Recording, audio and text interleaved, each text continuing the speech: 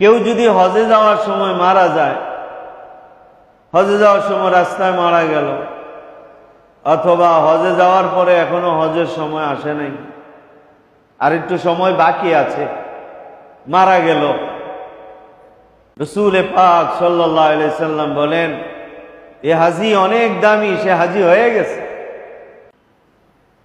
আল-ইখরাজু মিনাল বাইতি বিনিয়াতিল হজ্জ ফাহুয়া মুহতাজ্জুন কামা ক্বালা রাসূলুল্লাহ সাল্লাল্লাহু আলাইহি ওয়াসাল্লাম মান খারাজা হাজ্জান আও মু'তামিরান আও গাজিয়ান সুম্মা মাতা ফি তরিকিহি কাতাবাল্লাহু লাহু আজরুল গাজি ওয়াল হজ্জি ওয়াল মু'তামির।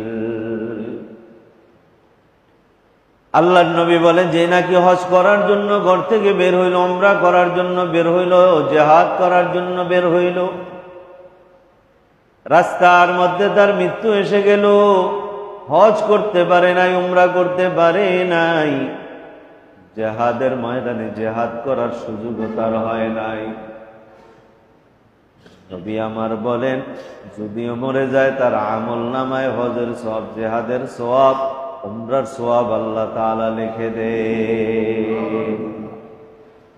এ অসুস্থ ভাই, আপনি ভাবতেছেন আগামী বছর চিকিৎসা করে সুস্থ হবেন, আপনার গ্যারান্টি নাই 1 মিনিট বাঁচার। কত মানুষ নিয়ত করছে আগামীতে চিকিৎসা করে তারপরে যাব, আগামী বছর আসার আগেই সে দুনিয়ার থেকে চলে গেছে।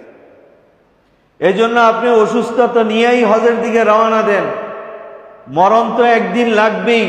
আপনার বাপ বাঁচতে পারে না, আপনিও বাঁচতে পারবেন না। আপনার দাদা বাঁচতে পারে না, আপনিও বাঁচতে পারবেন না। আপনার নানা চলে গেছে, আপনিও চলে যাবেন। মরণ একদিন লাগবে। কুল্লু নাফসিন যায়কাতুল মউত।